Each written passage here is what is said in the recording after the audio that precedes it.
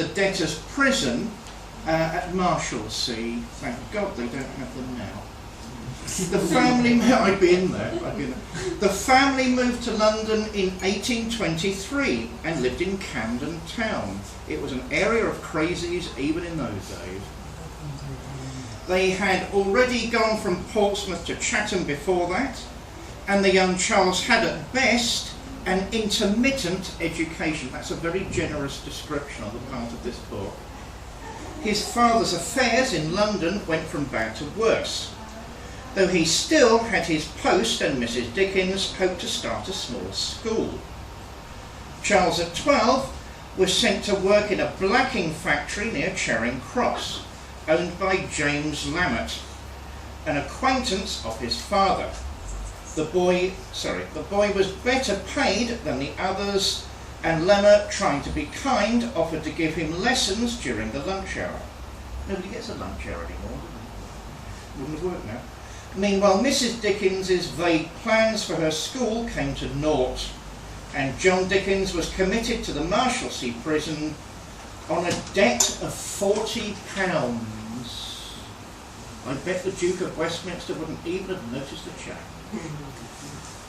Normally we celebrate our own poetry. We'll be doing some of that this evening. Normally we celebrate film and we celebrate wild music, but this evening is about a particular debt of honour to a very great British writer. To start that great debt of honour, I've asked everybody to speak about the influence Dickens has had on them, and this is my personal favourite, Nicholas Nickleby. I think it's an extraordinary book, and I want to read just the beginning because it shows me, what humour and fun you can have even with a desperate situation. Chapter 1 introduces all the rest.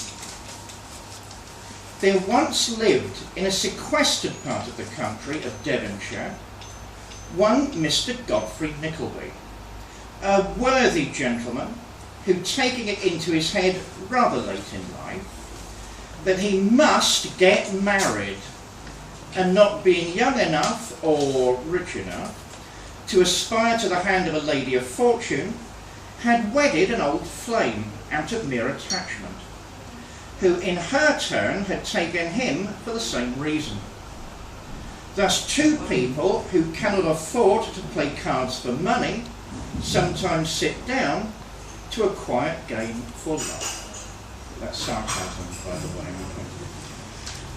Some ill-conditioned persons who sneer at the life matrimonial may perhaps suggest in this place that the good couple would be better likened to two principals in a sparring match, who, when fortune is low and backers scarce, will chivalrously set to, for the mere pleasure of the buffeter. And in one respect indeed, this comparison would hold good. For as the adventurous pair of the court of 5 courts, it does mean a fist, okay? The adventurous pair of that court would hold good, will awards send a hat around and trust the bounty of the onlookers for the means of regaling themselves. So Mr. Godfrey and his partner, the honeymoon being over, looked wistfully into the world, relying on no inconsiderable degree upon chance for the improvement of their means.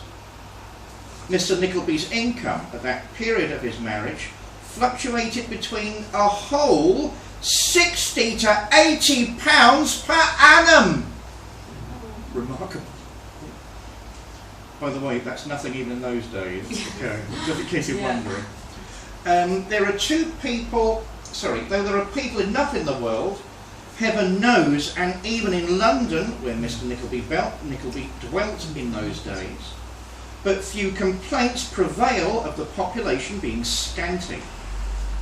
It is extraordinary how long a man may look among the crowd without discovering the face of a friend. But it is no less true. Mr. Nickleby looked and looked, till his eyes became sore as his heart. But no friend appeared, and when growing tired of the search, he turned his eyes homeward, he saw very little there to relieve his weary vision. A painter who has gazed too long upon some glaring colour refreshes his dazzling sight by looking upon a darker and sombrer tint. I think that word is fashioned these days. But everything that met Mr. Nickleby's gaze was so black and gloomy a hue that he could not get rid of, and that was beyond description, could only be refreshed at best by a weary reversal to something of contrast. There was little colour. That's all sarcasm. Isn't that incredible? I don't know if you know Nicholas Nickleby. It's an incredible story of a young man trying to make good, and maybe he does and maybe he doesn't. It depends how you read it. Okay? That's all I want to say is a moment of introduction. We have very few Gruntlers here this evening, but we have the core, the spirit, the heart and the soul. So we'll begin with Mr. Peter Stamford, who is an actor, blatant nudist. Don't trust my opinion. Look at the papers. He is an educator of great success, an Oxford graduate, raconteur and player. And he will now talk to us about the influences of Charles Dickens upon him as an individual. Ladies and gentlemen, Peter! Well, Dickens was associated with Christmas, and we can hardly explain it here with the heat and the oppressive sweating away. But what I found out was that Dickens was invested Christmas, as we know, with the snow and that's since was Turner, because Krakatoa erupted when Dickens was a young man, Turner was a young man, and that's what gave the lovely sunsets and the wonderful snow. So every time, when the world eventually cooled down again, and it was always not snow, not like Dickens. That's because Krakatoa hasn't erupted recently. And one of my favourite ghost stories is that they're all full of silly jokes, so we're not supposed to take them too seriously. For example, in the Christmas Carol, when he talks, when Marley comes up to accuse Scrooge, and Scrooge says, "You're particular for a shade." He meant to say to a shade. It's silly Dickensian punch that I love so much. This is another Dickensian ghost story for another Christmas, so imagine it's cold and roaring fire and very dark and just me standing here reading it out. The Signalman by Charles Dickens. "Hello! Below there!" When he heard the voice calling to him, he was standing at the door of a signal box with the flag in his hand. Instead of looking up to where I stood on top of the seat cutting nearly over his head, he turned himself about and looked down the line. There was something remarkable in his manner of doing so. I could not for my life say what. I was high above him, and so steeped in the glow of an angry sunset, I had shaded my eyes, my hand, before I saw him at all. "Hello! Below! Is there any path which I can come down and speak to you?" He looked up at me without replying. He motioned with his roll-up flag to point towards my level, and 200 or 300 yards distant. There, while it did looking closely about me, I found a rough zigzag descending path I was down, which I followed. The cutting was extremely deep and unusually precipitous. It was made through a clammy stone that became oozier and wetter as I went down. I found the way down long enough to give me time to recall a single air of reluctance or compulsion with which he had pointed out the path. His post was as solitary and dismal place as ever I saw. On either side, a dripping wet wall of jagged stone, excluding all view but a strip of sky. Perspective one way was only a crooked prolongation of this great dungeon. The shorter perspective in the other direction terminated in a gloomy red light, and the gloomier entrance to a black tunnel. So little sunlight ever found its way to the spot, it had an earthly, deadly smell, and so much cold wind rushed through it that it struck chills me, as though I had left natural world. Before he stirred, I was near enough to have touched him. Not even then removing his eyes from mine, he stepped back one step and lifted his head. "This is a lonely post to occupy," I said. "A vista's a rarity, I suppose. Not an unwelcome rarity, I hoped." He directed the most curious look towards the red light of the tunnel's mouth. and looked all about it as though something was missing from it. And then he looked at me. "Ha! The lightest bastard is charged, is it not?" He answered in a low voice, "Don't you know it was?" The monstrous thought came into my mind, so I perused the fixed eyes and saturnine face. This was a spirit, not a man. I detected in his eyes some latent fear of me. "Ha! You look at me," I said, forcing a smile, "as if you had dread of me." I was doubtful, he returned, whether I had ever seen you before. "Where?" He pointed directly to the red light he looked at. "There?" I said. "My good fellow, what should I do there? However, be that as it may, I was never there. You may swear." "I think I may," he rejoined. "Yes, I'm sure I may." He replied to my remarks with readiness and in well-chosen words. Had he much to do there? Yes, that was to say, enough responsibility to bear. The exactness and watchfulness of what required of him, and of actual work, manual labour, he had next to none. Change that signal, trim those lights, turn that iron handle now and again, that was all he had to do under that head. Regarding those many long and lonely hours which I seemed to make so much, he could only say that the routine of his life had shaped himself to that form. He'd grown used to it. He took me to his signal box, and there was a fire, a desk with an official book which had to make certain entries, a telegraphic instrument with its dial, face and needles, and a little bell. On my trusting that he would exclude from remark that he had been well educated, and I hope I might say without offence, perhaps educated above that station, he observed instances of slight incongruity in such ways could rarely be found wanting amongst large bodies of men. He heard of the stone workhouses, in the police force, being that last desperate resource, the army, and he knew it was so more or less than any great railway staff. He had, when young, if I could believe it, sitting that high, I scarcely could, a student of natural philosophy. He'd attended lectures. He'd run wild, misused his opportunities, gone down, and never risen again. He had no complaint to offer about that. He had made his bed and he lay upon it, far too late to take note. He was several times interrupted by the little bell, and had to read off messages and send replies. Once he had to stand without the door, display a flag as a train passed, and make some verbal communication with the driver. In the discharge of his duties, I observed him being remarkably exact in position, breaking off his discourse at a syllable, and remaining silent until what he had to do was done. In a word, I would have set down this man as the safest of men to be employed in that capacity. But for the circumstance that while he was speaking to me, he twice broke off with a fallen colour, turned his face towards the little bell when it did not ring, opened the door of his hut, and looked out towards the red light at the mouth of the tunnel.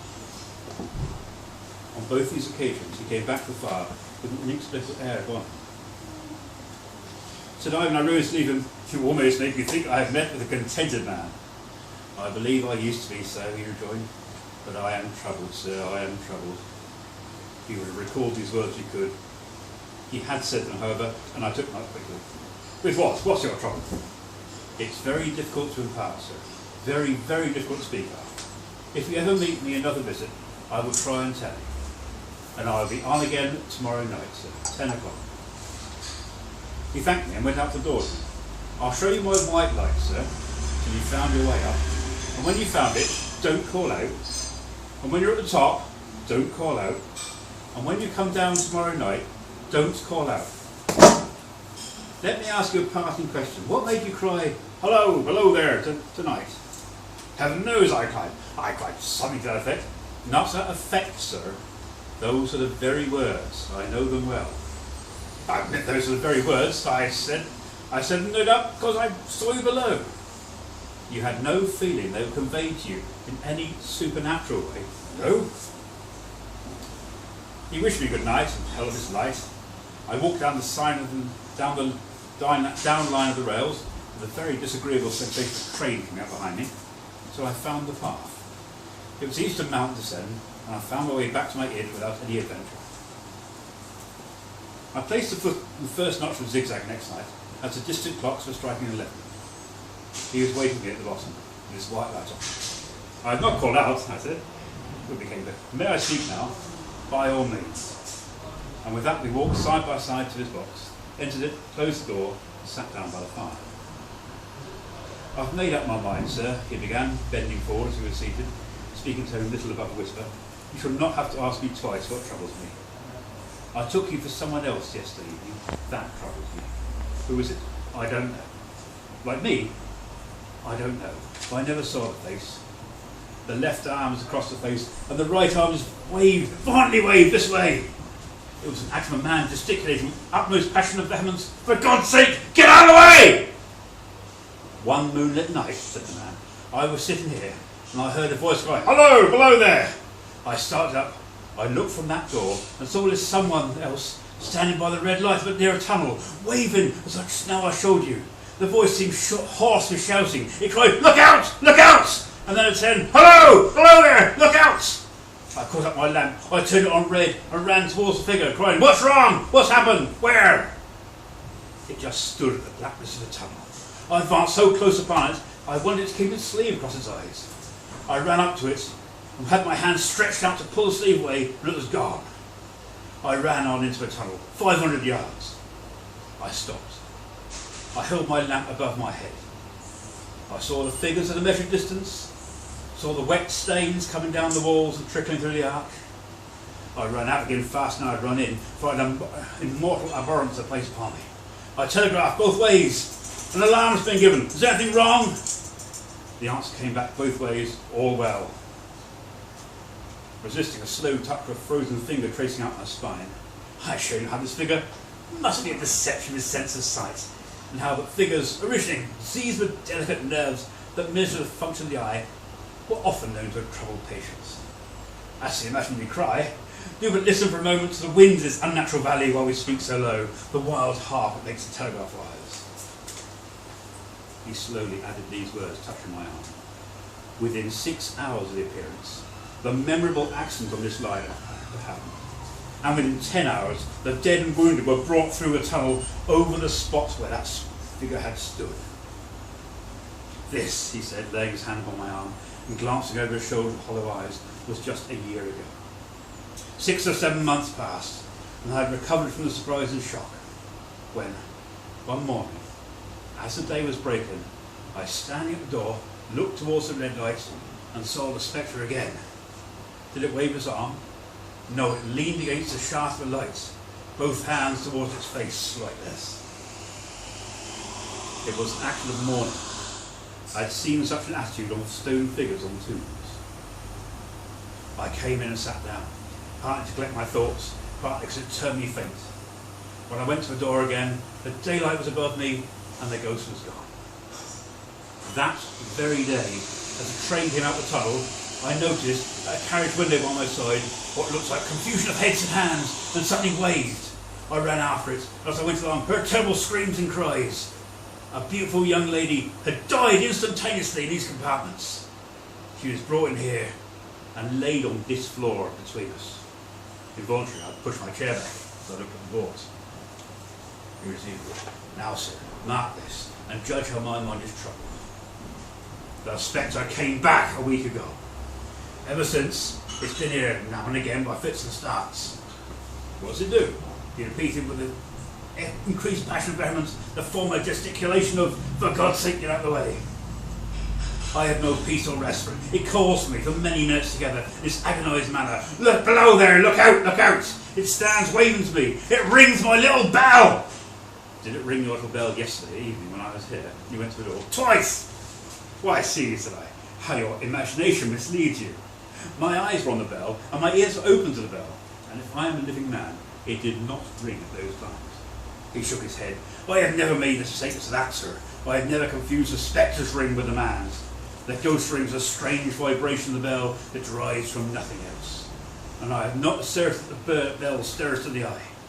I don't wonder that you failed to hear it, but I heard it. And did the spectre seem to be there? Look, it was there. Both times. Both times. Will you come with me to the door and look for it now? I opened the door and stood on the step while he stood in the doorway. There was a danger light. There was a dismal mouth of the tunnel. There were the high stone walls of the chasm. And there were the stars above me. Do you see it? I asked him. No, it was not there. Agreed. By this time, you will fully understand, sir, what troubles me so dreadfully is the question, what does a spectre mean? What's it warning against? What's the danger? Where is the danger? There is danger overhanging somewhere in my line. Some dreadful calamity will happen. It's not to be doubted this third time after what's gone before. But sure, it's a cruel haunting of me. What can I do? If I telegraph danger on either side of me, or on both, I'd give no reason for it. I should get into trouble and do no good. They would think I was mad. This is the way it will work. Message! Danger! Danger! Take care! Answer, what danger? Where? Message! Don't know! But for God's sake, take care! They would displace me. What else could they do? His pain of mind was most pitiable to see. It was the mental torture of a conscientious man, oppressed beyond endurance by the unintelligible responsibility of open life. I saw that for that poor man's sake, as well as for the public safety, what I had to do for the time was compose his mind. Therefore, setting aside all question of reality or unreality to this, I represented to him that whoever thoroughly discharged his duty must do it well. And if at least it is his comfort he understood his duty, who did not understand these confounding appearances. In this effort, I succeeded far better than in the attempt to reason about his condition. I left him at 2 in the morning. I had offered to stay for up the night, but he would not hear of it. But I more than once looked back at the red light, so I ascended the pathway. But I did not like the red light. That I should have slept but poorly if my bed had now needed, I see no reason to conceal. But what ran most of my thoughts was consideration of how I ought to act. Having become the recipient of this disclosure, I proved the man to be intelligent, vigilant, painstaking, exact. But how long might he remain so in his state of mind? Though in a subordinate position, he still held a most important trust. And would I like to stake my own life in his chance of his continuing to execute it with precision? Unable to overcome his feeling there was to be something treacherous in my communicating what he told me to his superiors, ultimately I resolved to accompany him to the wisest medical practitioner he could hear to his advice, and take his opinion. A change in his time of duty would come round next night, he advised me, and he'd be off to an hour or two after sunrise, and on again soon after sunset. I had appointed to return accordingly. The next evening was a lovely evening, and I walked out to enjoy it. The sun was not quite down when I traversed the field path on the top of the deep gusset. I would extend my walk for an hour, I said to myself, half an hour on, half an hour back, and then time to go to Signature box. Before pursuing my stroll, I stepped to the brink and mechanically looked down, from the point at which I had first seen it. I cannot describe the thrill that seized upon me when, close at the mouth of the tunnel, I saw an invisible man, this left sleeve across his arm, passionately waving his right arm. The nameless horror that oppressed me passed in a moment, for then I saw an appearance of a man, was a man indeed, a little group of other men, standing at a short distance, to whom he seemed rehearsing for a gesture he made. Against the shaft of the signal was a little low hut, entirely new to me, made of some wooden supports and tarpaulin. It looked no bigger than a bed. With an irresistible sense that something was wrong, with a flashing self-reproachful fear that faithful messages had come of my leaving a man there, I descended to the notched path with all speed I could make. What's the matter? I asked the men. Superman killed this morning, sir. Not the man belonged to that box. Yes, sir. Not the man I know. You will recognise him, sir, if you saw him, said the man who spoke to the others, solemnly raising the end of the tarpaulin, for his face was quite composed. Oh, how did this happen? I asked, turning from one to the other. He was cut down by an engine, sir. No man in England knew his work better, but somehow he was not clear of the outer rail. It was just at broad day. He struck the light and had a lamp in his hand. As the engine came out the tunnel, his back was towards her, and she cut him down. That man drove her and was showing how it happened. Show me, gentlemen, Tom. The man, who wore a rough, dark dress, stepped back to his former place at the mouth of the tunnel. Coming round the curve of the tunnel, sir, he said. I saw him at the end, like I saw him down the end of a perspective glass. There was no time to check the speed, and I knew to be very careful. I didn't take no heed of the whistle. I shut it off and we were running down upon him. I called out to him as loud as I could call. What did you say? I said, below there, look out, for God's sake, clear the way. I never let off calling to him. I put this arm above my eyes not to see and waved the other arm to the last. But it was no use. Oh, God.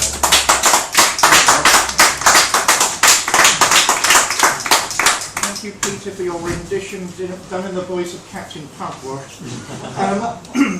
Well, I think that some of us, a larger girth owe you an apology this evening. I think the humidity's getting to us. I know it's getting to me. My least favourite weather in the world. And also I got back from Weimar yesterday after travelling all day, so I'm darling on the shuttle. Enjoy the evening despite all these conditions. Are there any questions for Peter about his relationship, I mean that platonically, with Charles Dickens? Now's your chance. Keep it clean. Fair enough. Hello. Why of all the vast was that your choice? Well, I thought I'd choose something that was complete in itself, as opposed to choosing an extract. And thought of something that's not particularly well known. It was suggested I do a death of Nancy, and I thought, Oh. Well, I love the death of Nancy. anyone knows that, or at least something more obscure. That was actually made into a BBC short film a couple of years Yes, ago, yes, remarkably yes. successful. Well, yes. Yeah. And just death of Nancy. We had an actor recently at our local library. Yeah. He did a good rendition, but not And now you've got a most better rendition, requested well, yeah, Dickens, yeah. who did these himself, which was the death Yeah. of Nancy. Well, I believe I'll hear it yet. I'm going to get you to the death of Nancy. I know Peter's linked in with the Goons. I know he's linked in with the Goons. So, are there any tangential questions about his Goon experience, or what is there a vague link with Dickens? Or, is there, Peter? Not as far as I know. As far as you know. Probably, I don't know. I was doing some more Goons the other week. So I've been making Dickens as far as I know. And thereby hangs it up. Ladies and gentlemen, Peter.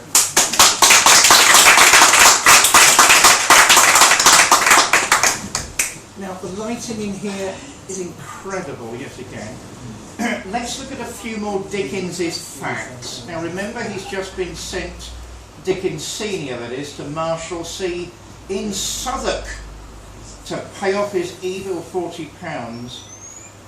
Those few weeks from February to April 1824 made an indelible impression on me.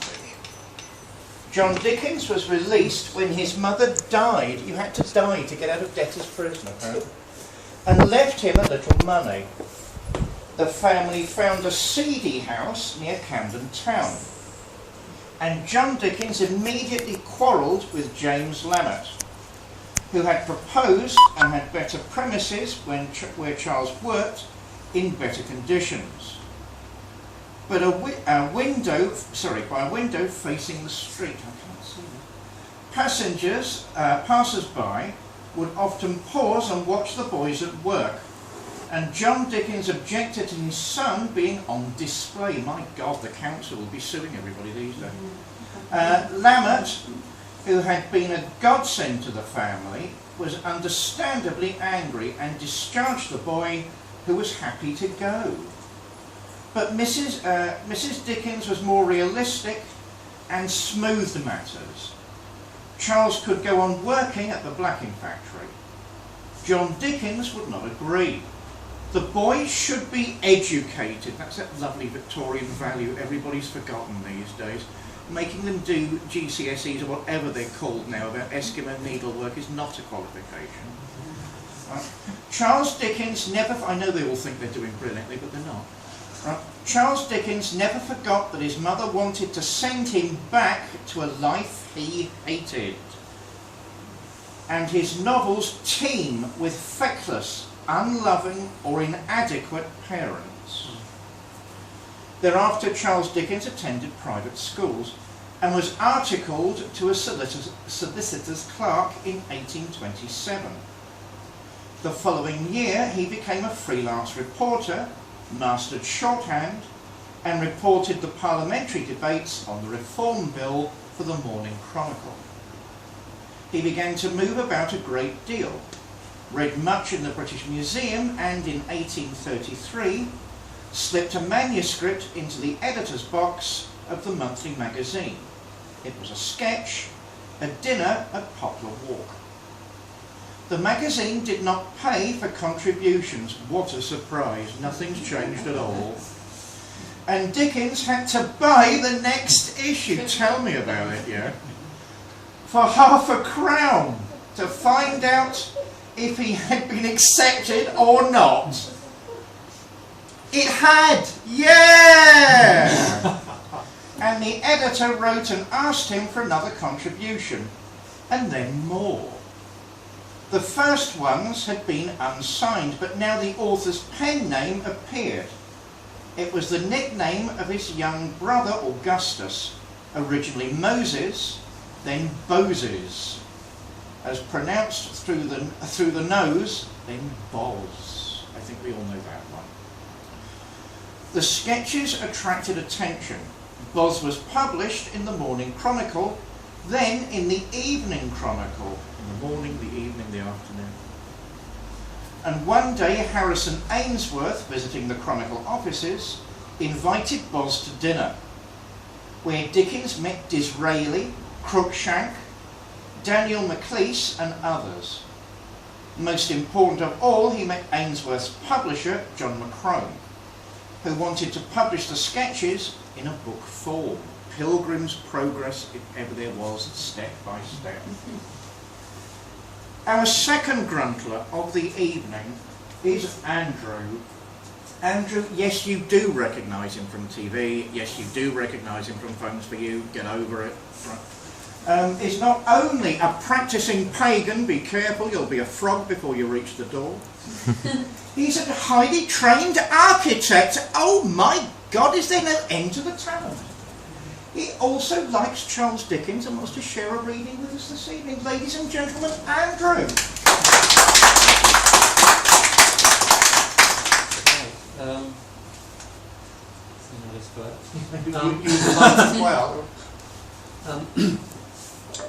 Well, another ghost story of sorts, a Christmas Carol. For me, it just had to be a Christmas Carol because it's.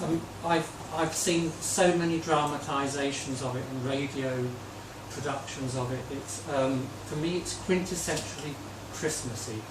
And a while ago, I looked into the history behind Christmas, and the Christmas Carol actually comes into our modern Christmas history. So not only is it very quintessentially Christmassy, but it's actually helped to make Christmas what it is. So Charles Dickens actually changed the whole face of Christmas. So let me take you back a way before he wrote it. It was published in December the 19th, 1843.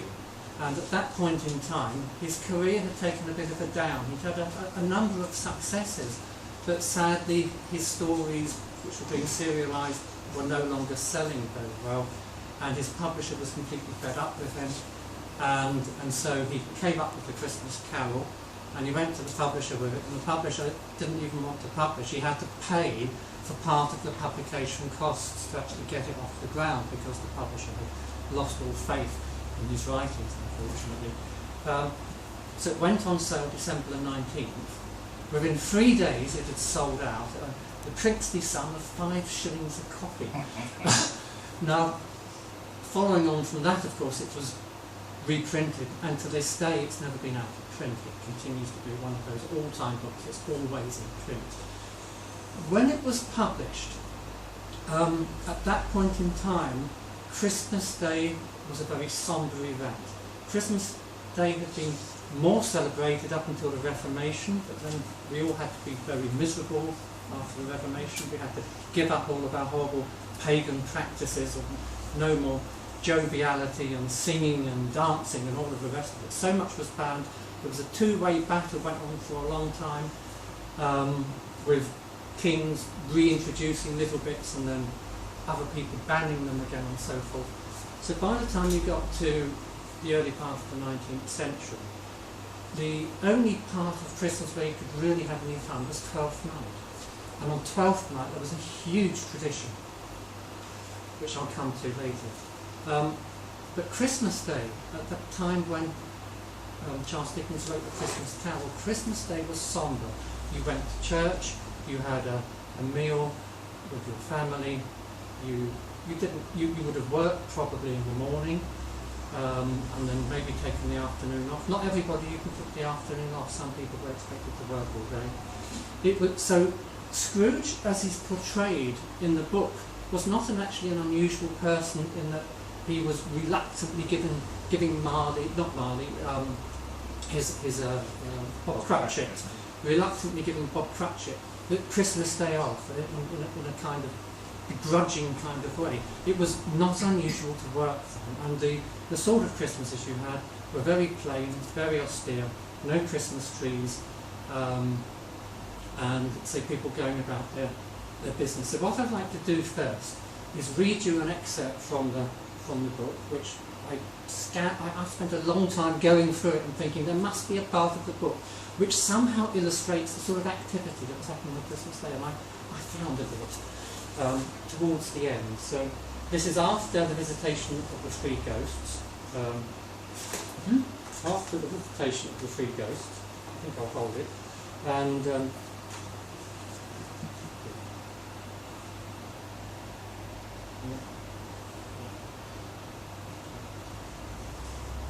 so Scrooge was woken up, running to the window. He opened it and put out his head. No fog, no mist, clear, bright, jovial stirring. Cold, cold, piping full of blood to dance to, golden sunlight, heavenly sky, fresh, sweet air. Merry bells, oh glorious, glorious! What's today? Cried Scrooge, calling downward to a boy in Sunday clothes, who perhaps had loitered in to look about him. Eh? Returned the boy, with all his might of wonder. What's today, my fine fellow? Said Scrooge. Today, replied the boy. Why, Christmas Day. It's Christmas Day, said Scrooge to himself. I haven't missed it.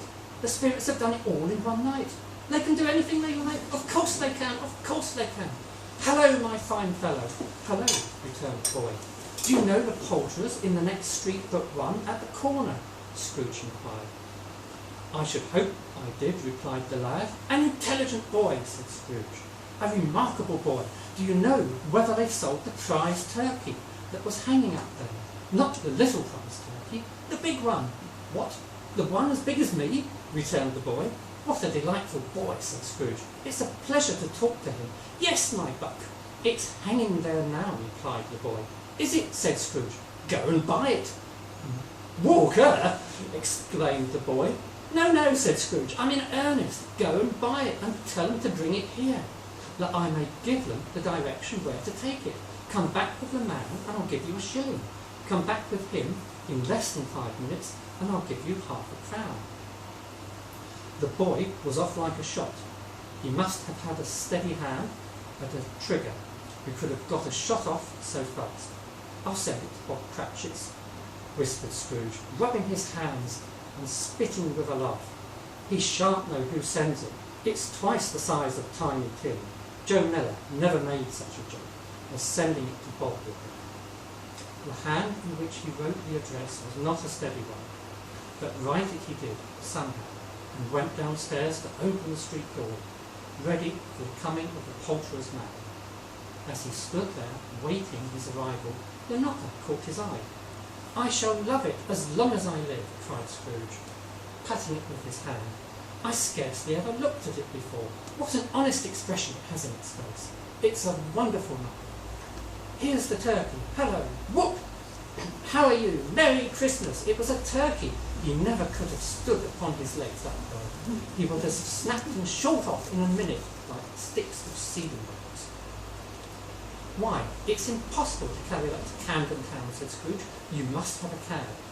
The chuckle with which he said this, and the chuckle with which he paid for the turkey, and the chuckle with which he paid for the cab, and the chuckle with which he recompensed the boy were only to be exceeded by the chuckle with which he sat down, breathless, in his chair, again, and chuckled till he cried. Shaving was not an easy task, for his hand continued to shake very much.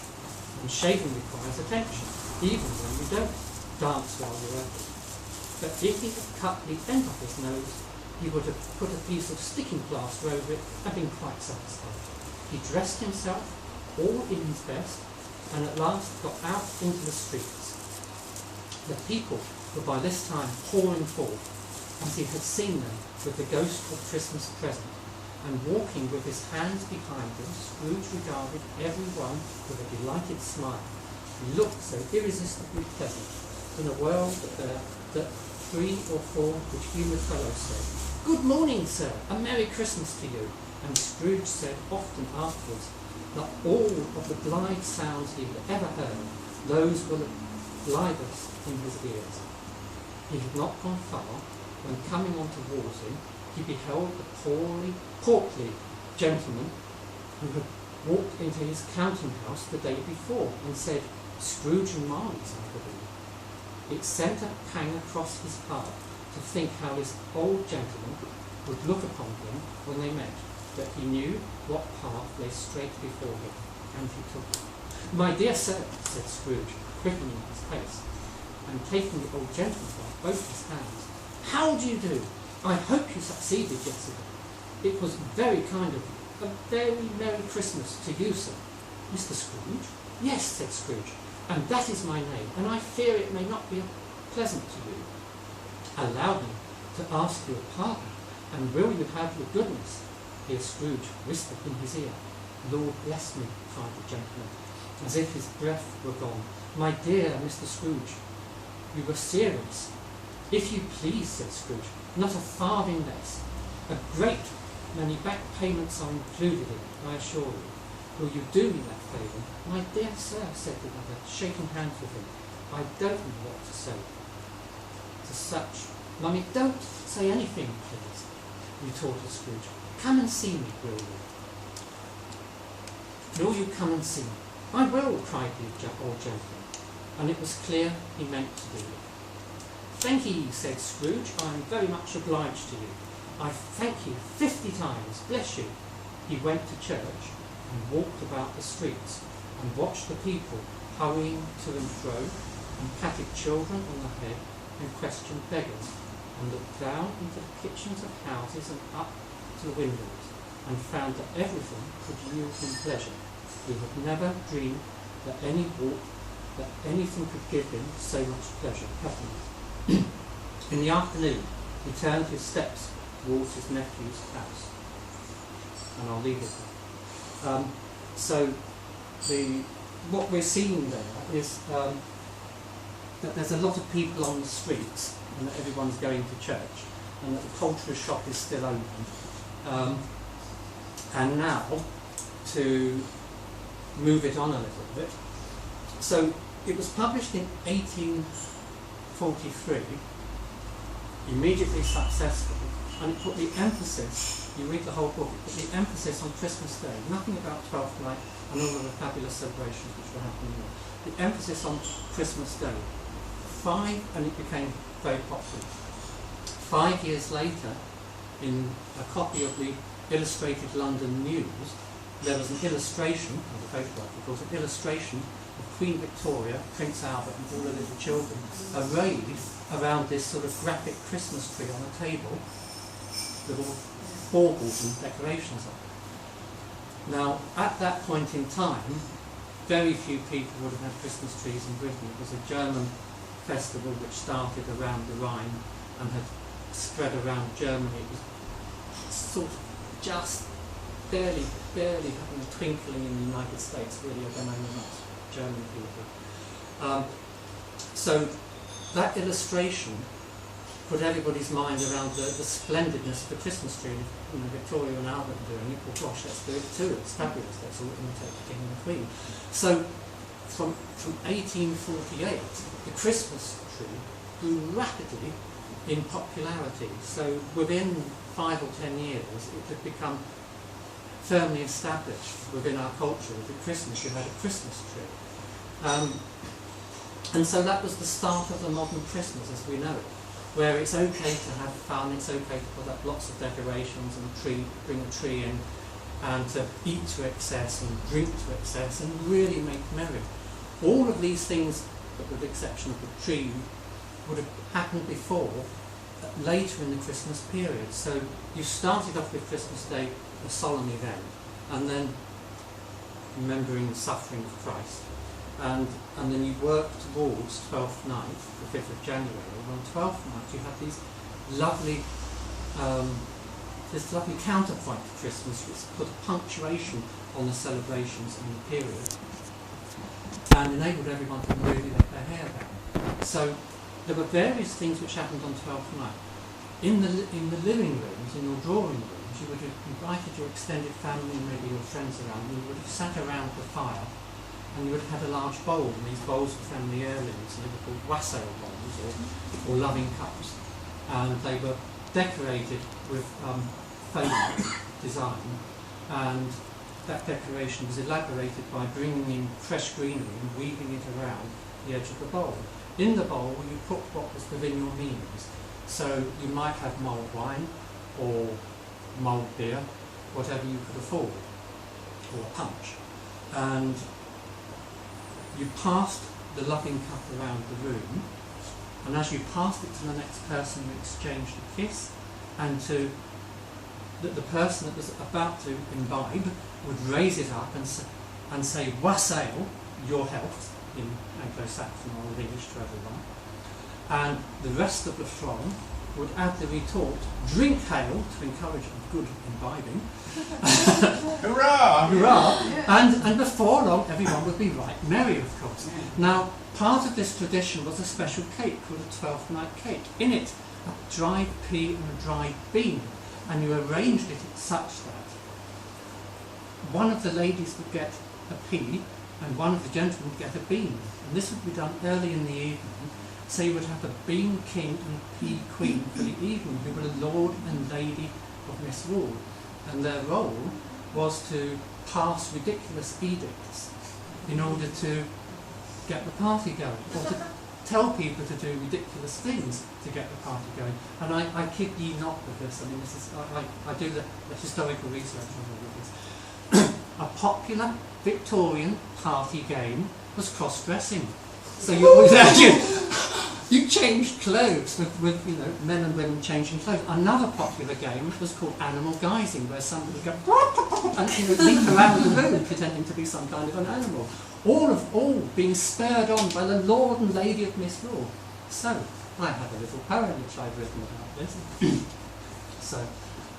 So the poem, historically accurate until late Victorian times, as it was night cake and festive misrule. By night forward, all trimmings be down, the gathering of friends, a night to renown. 12th night celebrations now are bound, the lighting of fires to circle around. Deck the wassail bowl with evergreen, receiving the orders of king and queen. On this fine night we drink without stealth, Old English wassail to your health. Drink, hail, past kiss Mary be, drink and honour a wassail to thee. All drink from the large wassail bowl, festive misrule all out of control. Cross-dressing and animal guises all. What a fine way to end the Yule.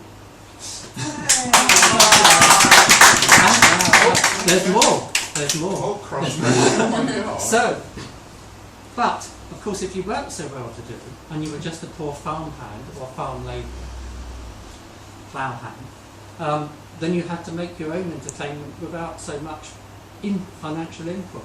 And there were various ways in which that was done, and this tradition lasted a bit longer. By the way, 12th night celebrations, as they were coming to an end, were wrapped up in pantomime. So just think pantomime, cross-dressing, ridiculous humour, people pretending to be animals. That came out of 12th night. Pantomime was born in 1890, as 12th night celebrations were drawing to a close, running out of popularity. But another aspect of 12th night lasted somewhat longer, until the early part of the 20th century. Difficult to put a date on it. And this existed in the villages only in England, not in other parts of the British Isles, and mostly in the south of England. And there are still about 30,000 villages today which continue this celebration of wassailing the fruit trees, the apple trees. And the idea is that you go, all the lads of the village gather together and go from farm to farm, and they go up to the farmer's lead apple tree. This apple, that apple tree which will speak for all of the other apple trees. You don't have to do a whole orchard. And you drink a toast to the apple tree. You drink the health of the apple tree. And the farmer would either give you money, or more probably he would give you free cider. So you went around with your begging bowl or your begging cups, and you went from farm to farm, and you got drunk for nothing. And Hurrah! and there was, as a lad myself, I heard once on the BBC An old timer must have been talking about when he was a lad, let's say in the 1920s, recounting his story about how he used to go around the farms and all of the antics they got up to. So, another historically accurate poem set in the villages on the topic of wassailing the apple tree. And by the way, we get the expression to raise a toast from wassailing apple trees, because you took a piece of toast and hallowed it and dipped it into the wassail and arranged it in the branches of the tree to attract the good spirits. And that's raising a toast, quite literally raising a toast. So, I shall attempt a West Country accent. Oh no. You're allowed to laugh. It's not serious. Each year we come without invite on apple tree and wassailing. Coldest and darkest 12th tide night. Give up line cider now for free. Is elf tree, old apple tree, I don't know, wooden bear. Old apple tree, we'll wassailing, be merry another year. We raise the hallowed wassail toast. We hope we will have apples spare. Next harvest, double apples boost, and buckets of cider to share. The hallowed toasting Gruntlers Theathre to invite thy good spirits near. We out our brews with spirit lace, keep us warm this time of year. Libations made upon the ground, yourself to the old apple tree. We sing glee and dance around, good spirits we doth welcome in. Contribute to our wassail bowl, the cider will do us no harm. As night goes on, without control, we do looper from farm to farm. Let every man bring up his cup, and so merry let us lads be. We have apple cider to sup, to keep us lads tipsy for free. So don't forget the good old ways, set thine finest cider aside. So we can't start our own tankards raised. May there be cider next 12th tide.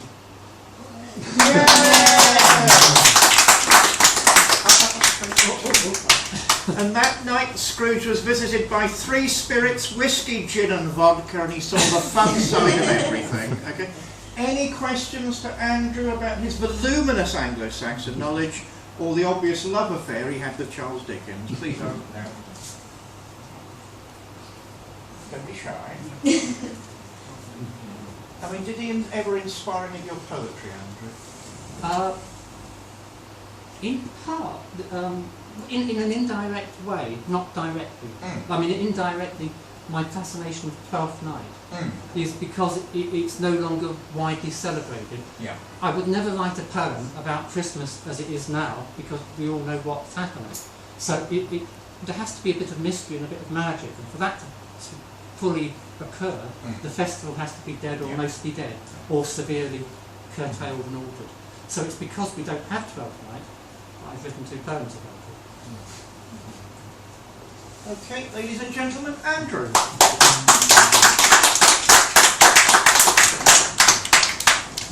So, if the lighting will allow, let's have a look at this. Sketches by Boz with illustrations by George Cruikshank was published in 2 series in 1836.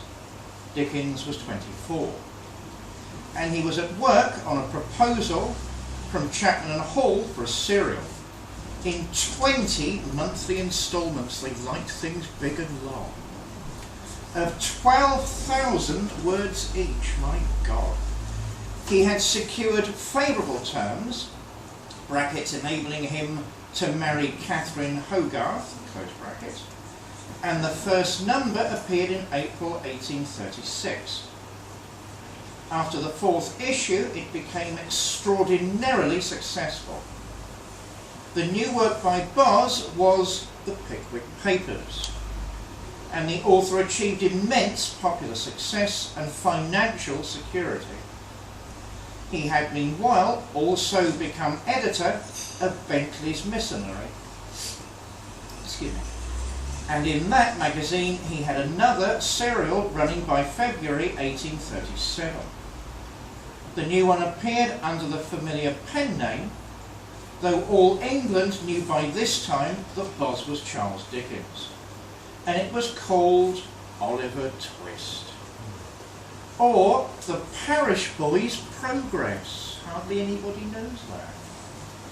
Dickens' genius as a storyteller was manifest, so was his demonic energy. For the rest of his life, work simply poured from his pen.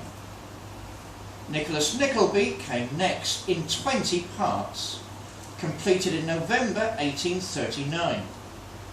Dickens pursued Chatham and Hall, who were well aware of his value to them, to publish a weekly magazine for him personally, Master Humphrey's Clock, and into this went, among a mass of miscellaneous writings, The Old Curiosity Shop from April 1840 to February 1841, and Barnaby Rudge from February to November 1841.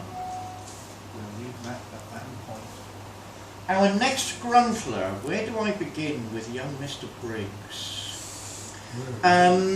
Ian is a man of all sorts of magic and mystery. He goes around attacking yetis in India. Perhaps he'll tell us the story if we ask him very nicely.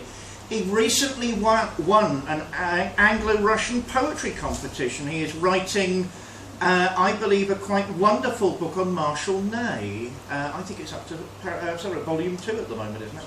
If there's a publisher in the room, don't think you're leaving. I've got your details. You'll be tracked down. It's a wonderful achievement, and it needs much more popular access. We need to work with that one. Ian this evening is going to read Martin Chuzzlewit, I believe, and talk briefly about his influence of Dickens. Ladies and gentlemen, Ian.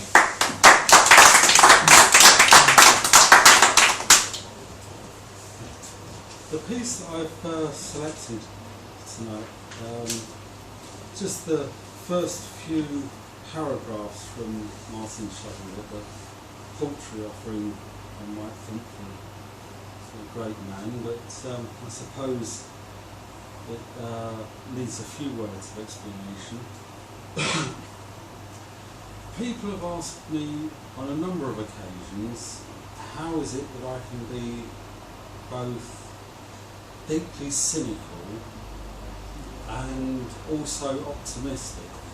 And my reply to them is that I'm cynical because I know human nature, optimistic because I know the gods. And it is this certain quality in Charles Dickens which enables him, I think, to combine cynical witticisms with a very rich generosity of spirit. And I think this reading is an example of that. As no lady or gentleman with any claims to polite breeding can possibly sympathise with the Chuzzlewit family without being first assured of the extreme antiquity of the race, it is a great satisfaction to know that it undoubtedly descended in a direct line from Adam and Eve, and was, in the very earliest of times, closely connected with the agricultural interest. If it should ever be urged by grudging and malicious persons that a Chuzzlewit in any period of the family history displayed an overweening amount of family pride, surely the weakness will be considered not only pardonable, but laudable, when the immense superiority of the house to the rest of mankind, in respect to this its ancient origin, is taken into account. It is remarkable, as there was in the oldest family of which we have any record, a murderer and a vagabond, so we never fail to meet, in the records of all old families, with innumerable repetitions of the same phase of character. Indeed, it may be laid down as a general principle that the more extended the ancestry, the greater the amount of violence and vagabondism. For in ancient days, those two amusements, combining a wholesome excitement with the promising means of repairing shattered fortunes, were at once the ennobling pursuit and the healthful recreation of the quality of this land. Consequently, It is a source of inexpressible comfort and happiness to find that in various periods of our history, the Chuzzlewits were actively connected with diverse slaughterous conspiracies and bloody frays. It is further recorded of them that being clad from head to heel in steel, of proof that they did on many occasions lead their leather jerkin soldiers to the death with invincible courage, and afterwards return home gracefully to their relations and friends. There can be no doubts that at least one Chuzzlewit came over with William the Conqueror. It does not appear that this illustrious ancestor came over that monarch, to employ the vulgar phrase, at any subsequent period, inasmuch as the family do not seem to have been ever greatly distinguished by the possession of a landed estate, and it is well known that for the bestowal of that kind of property upon his favourites, the liberality and gratitude of the Norman were as remarkable as those virtues are usually found to be in great men when they give away what belongs to other people.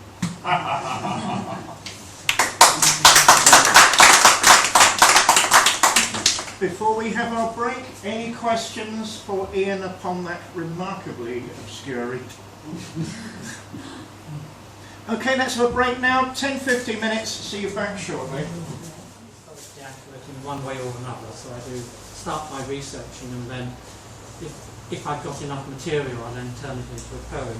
I have to confess I do cherry pick, though. If I research something that's boring, I don't like it. About, when was it, December last, I found that there were an awful lot of towns in England named after significant pagan constructs. So, for example, witches, wizards, pukas, goblins, various gods. Explain what a puka is. A puka is a large animal, like a giant rabbit. In fact, Harvey, thank you, James Stewart Harvey, was where he says, "Oh, Harvey is a puka." You know, he accompanies me everywhere. That is a puka. It doesn't have to be a rabbit; it could be any kind of giant creature. And anyway, let's not get too hung up on pukas. So anyway, I found about a dozen different phantasmagorical creatures or gods, of which towns were named a quantity in England. And I thought, oh, this is interesting, let's start researching each and every one of them. And it's a huge task. Well, I came to ghosts. There are towns named after ghosts. Now, the Old English word for ghost is grimmer. And there are a number of towns with grim, or England, which when you trace back to Anglo-Saxon times, via the Domesday Book or earlier documents, you find those towns. Now, some of the towns' names, of course, have changed and modified over time. But I won't say too much. So anyway, there are no fewer than 5 towns in England named Grimston. And Grimston, grim is ghost, and ston is a settlement. So, a ghost settlement. Or a settlement haunted by a spectre. What were they thinking when they named these towns? So, picking up on the ghost stories which we had earlier, I thought this would be a good jump in, and I actually found so much material on towns named after ghosts that it became 3 poems. I won't bore you with all of them. So this one focuses on these 5 towns called Grimston. Ghosts of the hill, cliff, pit, holewood and mound, since old Saxon times, was to the land bound, illusion or real, manifestation. Do terrors survive at these locations? Grimston Church, Norfolk, lost in Doomsday search. Roman villa bricks used in ghost town church. How did it manage its image to hide? Phantom Saxon church on the other side. Not recorded. It was there. Grimston, Leicestershire, with ghost tunnel long. Doomsday Book village, timber station gone. Reflections on the ghost trail. now just a test track for ghost trains to run in this little town. The ghosts they run. Grimston was level since 800 years, just a ghostly tour to hold back the tears. Hill over Sherwood is solemnly ploughed, neighbouring Wellow, its maypole still proud. Look it up on Google Maps. Ghoulish North Grimston, North Yorkshire village, cut off in its track, rails, they look village. Old Saxon church gone, only font remains. The station now house hears only ghost trains. Grimston, East Yorkshire, now only grows grains. Farmhouse noted from, ghost hamlet remains. Coastal village lost, but mansion it cheers, one family held for 1,000 years. Honestly, the same family. I think I'll leave that on the ghosts, and I'll get on to something a little We more. always end up talking about sex, death and food. Let's get on to the sex. Oh, there we are. So we've just had Midsummer's Eve. Now, of course, the solstice is the 21st. You know, unless you want to get astrological and it moves slightly, but it's the 21st for all intents and purposes. Add 3 days. The 24th is Midsummer's Day. So the eve of the 24th, the evening of the 23rd. This was the time before the Reformation. Again, go back, let's say, to the 15th century, when all of the fun and games were happening. Now, in those days, we had a calendar of festivities which started around Christmas tide, and it went all the way through to midsummer, with holy days pretty much every single week of that period. Because there's not so much to do on the land during that time. It's when you get into harvests and preparation for winter, that's when you really work in the flat. So it's a good time of the year full of holy days. Just to illustrate that, Easter, what's Easter? Good Friday, Easter Monday? No, Easter was a 1-month festival. The second and third weeks of Easter were called Hocktide, and the church gathered more money in Hocktide than at any other time of the year. We don't even know what the word means now. Anyway, What does the word mean? what does it mean? It was a festival. Think of Mardi Gras. We had a big carnival and big parades in the streets, all kinds of things happening, different things happening each day. There's a parallel to it in Germany with Fasching, but that's at a slightly earlier time of the year, where they have like a ladies' day and so forth. We had a ladies' day during Hocktide. But going on back to Midsummer's Eve, on Midsummer's Eve we have this unbroken tradition which went back to Romano-Celtic times, for example, of rolling a big fire wheel down a hill. I think there's still one town that does it. And so that tradition goes back 2,000 years. And the fire wheel symbolises the sun, which is at its peak. The festivities began on Midsummer's Eve. Shakespeare even wrote a play about it, A Midsummer Night's Dream. It was so important at that point in time, and now we've lost it. So this poem is based on mostly the writings of Professor Ronald Hutton, who's Professor of History at Bristol University, who's a good friend, and has been on television a number of times, is often on historical programmes. And I'm a huge fan of his writings. So I've distilled a lot of his writing on that festival into this poem. So, Midsummer's Eve. The eve of the merry feast of St. John, a good night for two gather herbs upon, the wise are picking medicinal flowers, 3 days after shortest night's last hours. The bones and the wood of St. John's spire close by, banish the evil with bonfire high, cast away evil by burning some bone, hang lanterns outside, cast out the unknown. Wake fire of wood for making merry, jolly wassail bowl, a wave of the fairy, merry making into the hours small, into lectuary when women fall. Carry fire round the field, fun in the revel, the naked boys and the feathered devil. Dragons and giants march in procession, midsummer feasting, night indiscretion. The field marigold, the best night to pick, these precious hours vanishing so quick. Other miraculous midsummer plants wise folk gather with, medicinal chants, witches afoot, with healing powers, gathering herbs, in balmy small hours, drunken gluttony, drive away sadness, rolling some fire wheel, midsummer madness.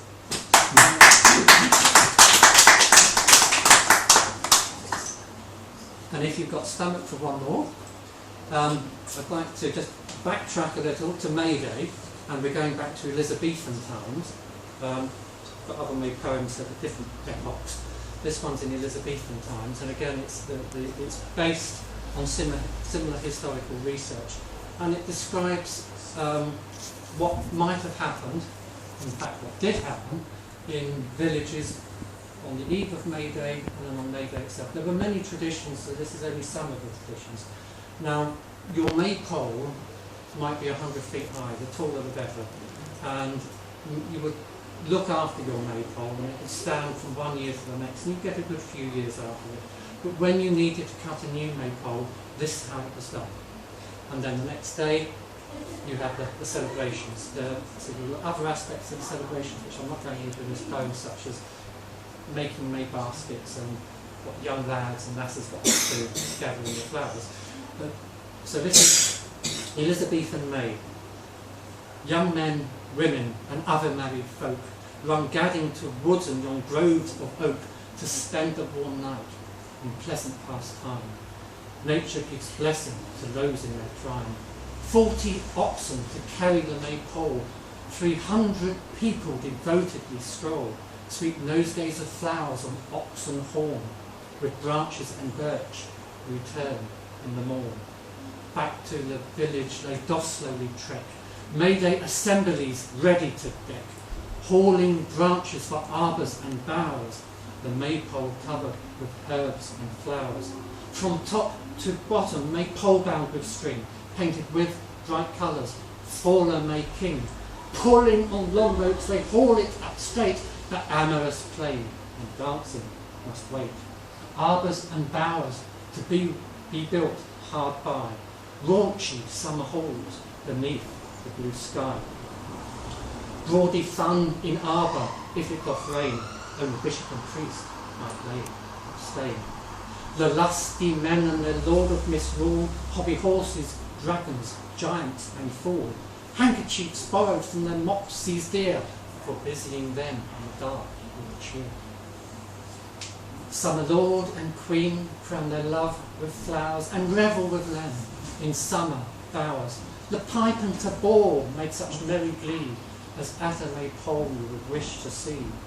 Pipers and drummers strike up devil's dance, skirmishing among the throng they advance, into the church like incarnate devils, jingling bells as madmen in revels. Handkerchiefs and flags on the maypole top, the brawdy and lewd behaviour non-stop, the ground strewn about with herbs and flowers, there's many a couple in the small hours, falling to dance around in the warm sun. In times to come, prudish priests stop the fun. Handkerchiefs swinging above heads like mad men, save us from rude hobby horses. Amen.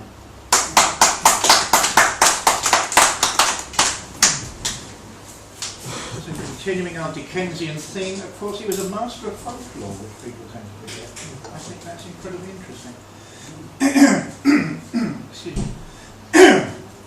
In 1842, the author visited the USA, where he rightly attacked the practice of pirating books published in England. American Notes was published in 1842, and the Americans didn't like it very much at all. Understatement. Martin Chuzzlewit, 20 parts from January 1843 to July 1844, they liked even less. But it was not a great success in England either, compared to the old curiosity shop. One must remember, however, that Dickens was enjoying considerable fame by now. That Chuzzlewit was not successful compared to the old curiosity shop only meant that the latter was selling 70,000 copies an instalment, while Chuzzlewit, excuse me again, never exceeded 23,000. With all this, Dickens was writing his Christmas books too, beginning with A Christmas Carol in 1843. They appeared annually. The Chimes, The Cricket on the Hearth, The Battle of Life, and The Haunted Man. Pictures from Italy resulted from a tour of that country in 1844 and were first published in the Daily News. Dombey and Son was started in 1846 during a visit to various esoteric parts and appeared in 20 specific copies from 1846 to April 1848. David Copperfield came next, also in 20 parts, from May 1849 to November 1850. And the tireless Dickens had meanwhile launched the weekly Household Words in March 1849. This periodical continued until 1859, when it was succeeded by All the Year Round, which continued until he died. Why is that interesting? Because it's full of weird little short stories, anecdotes and events. He loves recording the bizarre, the bewildering and the highly unusual in human affairs. Dickens saw himself as an educator, not in the sense of standing in front of a classroom, but in the sense of holding a mirror up to his readership and letting them judge the right and wrong of a situation. An incredibly moral man. He believed in human goodness. No matter how bad things seemed, there was something good in all of us. Maybe we need to recover that a little. Anecdotes. I promised you a Yeti story. We're going to get one. Ladies and gentlemen, A Strange Tale from India with Ian. It's not a Dickensian story. No, it's not. No, but it is an anecdote that I've related once before, and when I did so I had some notes with me, which I don't have now, so if I dry up here and there, it's David's fault, dropping me a little deep end once again. Thank you. It's a tale about the wilderness, not as in the textbook definition of wilderness, which I believe is an area that is lacking in human interference within a radius of about 100 miles. This is a different kind of wilderness that I've experienced, one which goes right up to the edge of town, right up to the walls. In fact, I've been to places where civilization has been hanging on by the fingernails, and wilderness like a wolf at the door threatening to huff and puff and blow the house down. One such place was surprisingly Darjeeling in northern India. I say surprisingly because Darjeeling itself is surprisingly picturesque and civilised. But unlike towns that we are used to in most places that peter out at the edges, where buildings become less and countryside becomes more, this stopped dead at either end of Hill Park Road. And standing on the threshold of town was like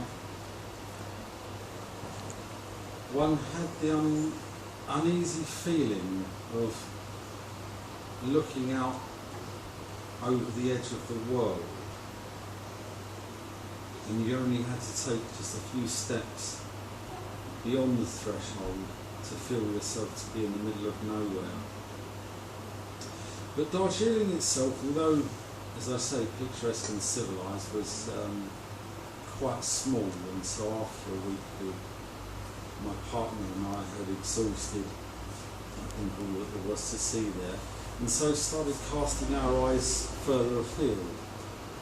And in doing so we learned of a Buddhist monastery a little way up from Darjeeling at a place called Goom.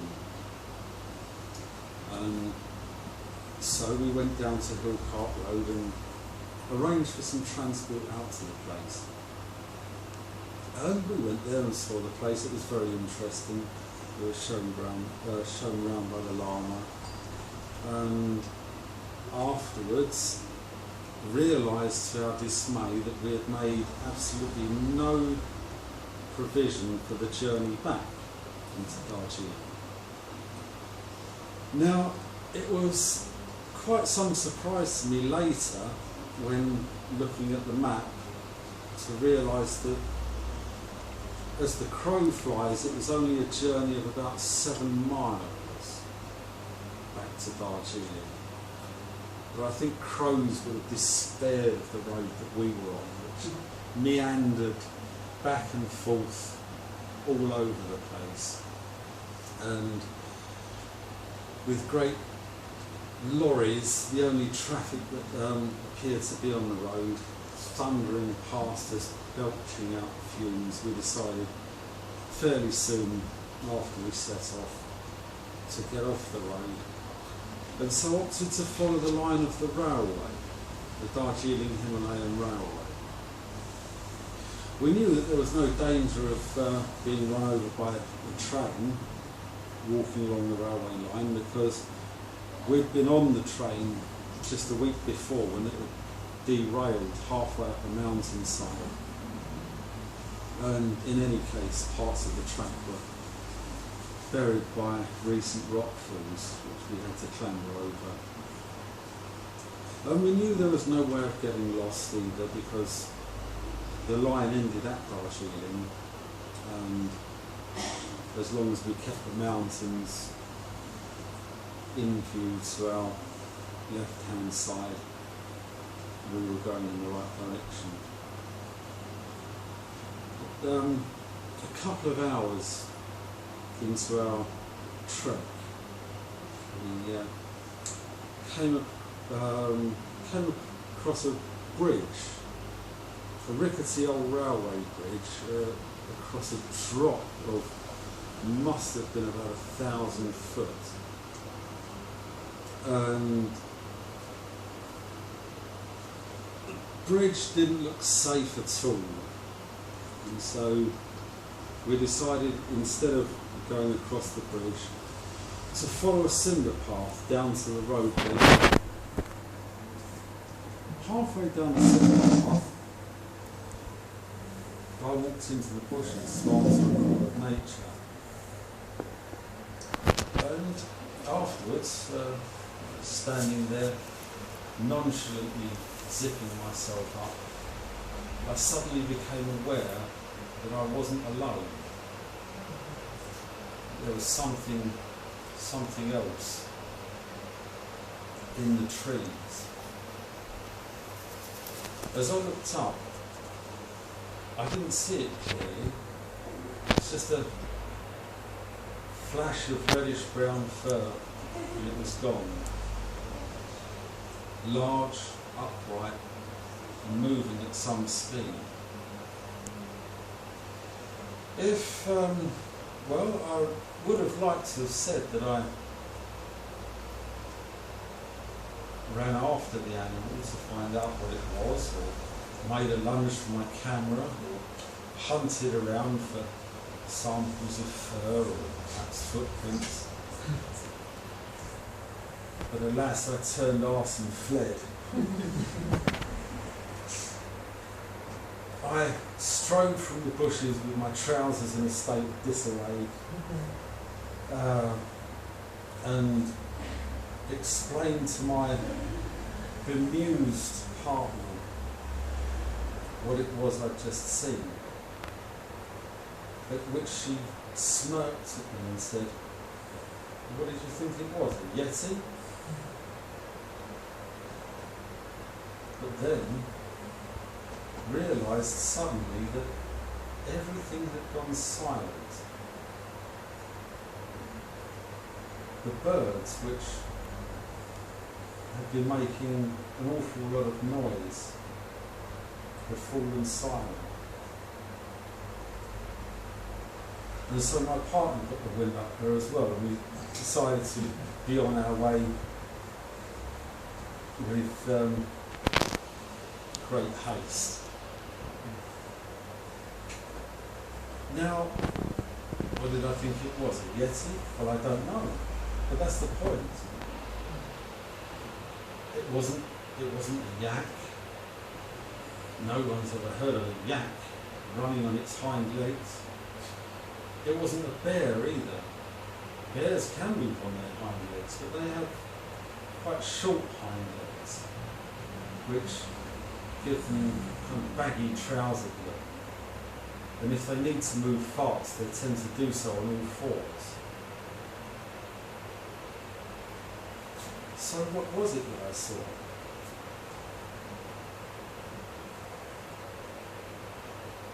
Some people say that the Yeti is a kind of ape, a kind of a bear, or a kind of a man. All I can say, what I saw, was it was some kind of Yeti. And that's only because, for the life of me, I cannot say what else it could have possibly have been.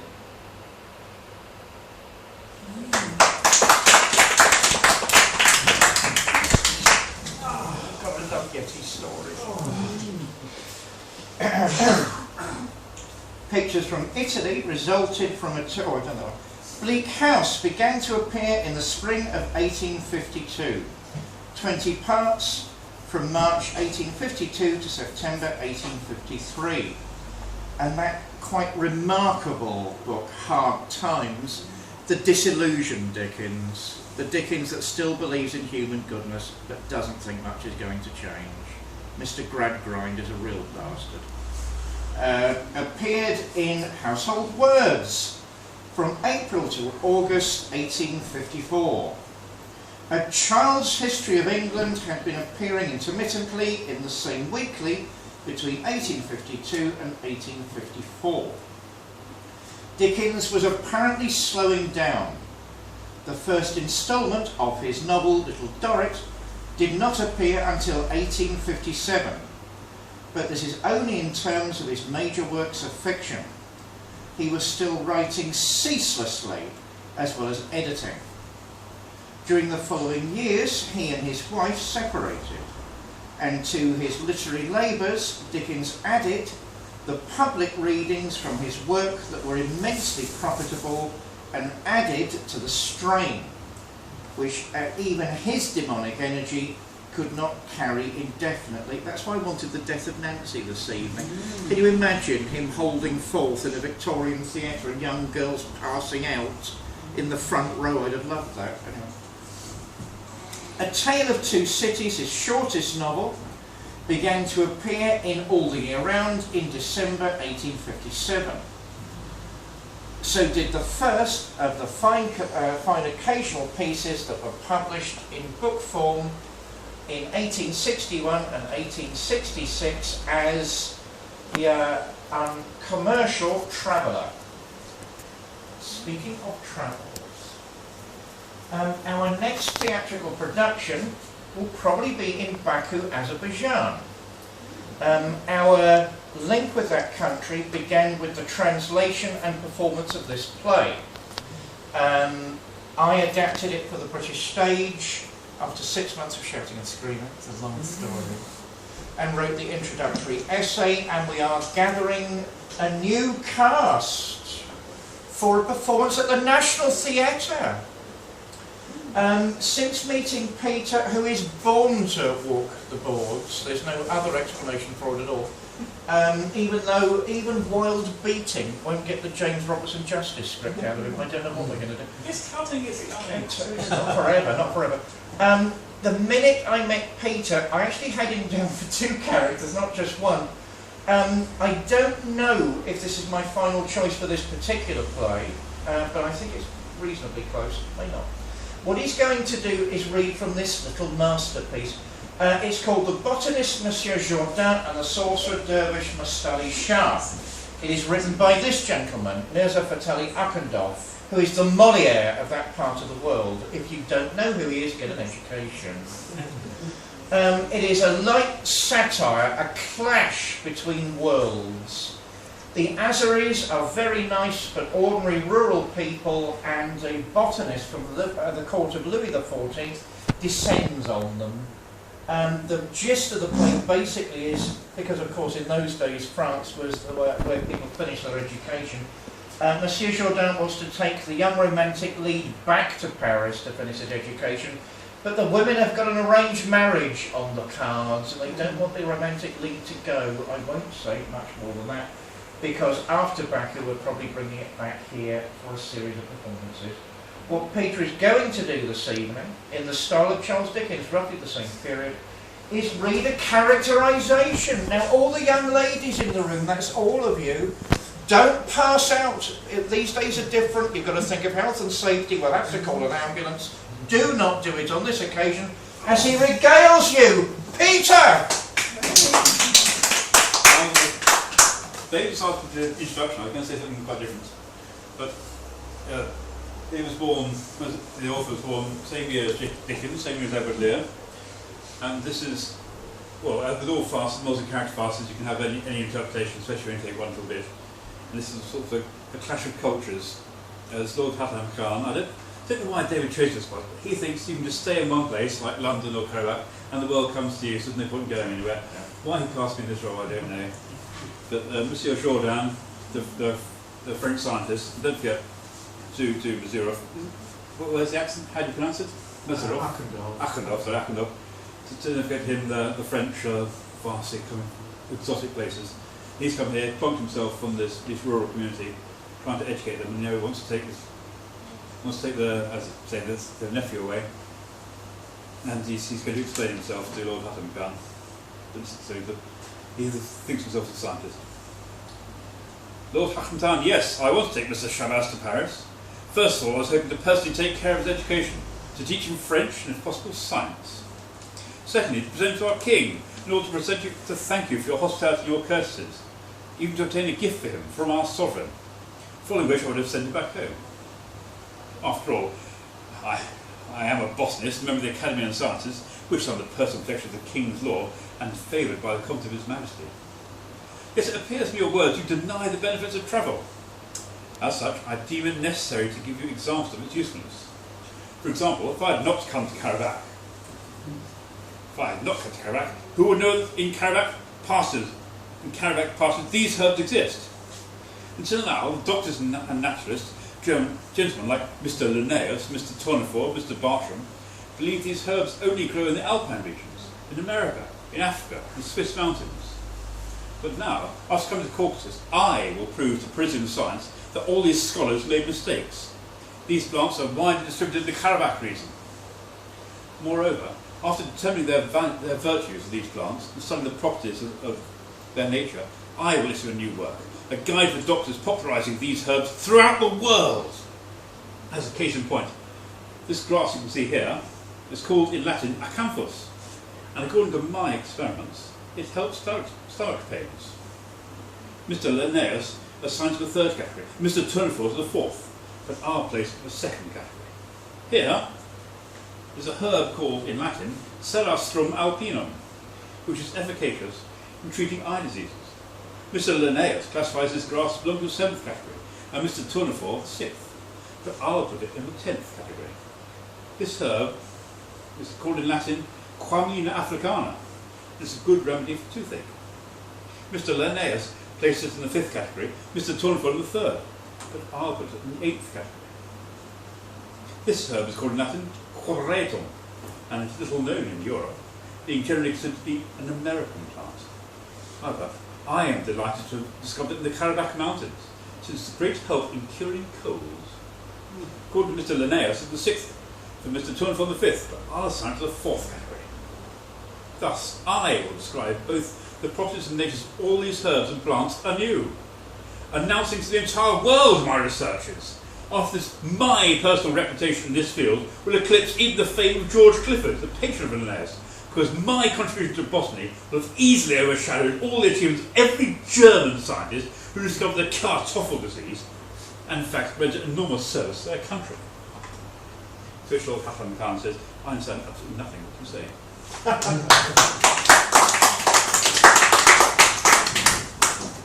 We have 2 editions of the play, £5 each. Let's We'll round sign up. for money. Let's round up. Desperate Impresario. Great Expectations appeared in all the year round from September 1860 to August 1861. And then Dickens, occupied with his public readings, wrote only short pieces until Our Mutual Friend, which appeared in 20 parts from May 1864 to November 1865. He was seriously ill in 1865, the year in which he was also involved in the Great Rail disaster at Staplehurst. Against advice, he went on a reading tour to the USA in 1868 and earned something like £20,000, unbelievable in those days. But the strain was appalling, and Charles Dickens died of a stroke in 1870. He left The Mystery of Edwin Drood, a remarkable piece of work, unfinished. But most good things have to come to an end. There were only 3 out of 6 potential Gruntlers this evening, that's showbiz. And the audience was stifled into other parts. But we have 3 of them here this evening. Ladies and gentlemen, a last round of applause for all 3. And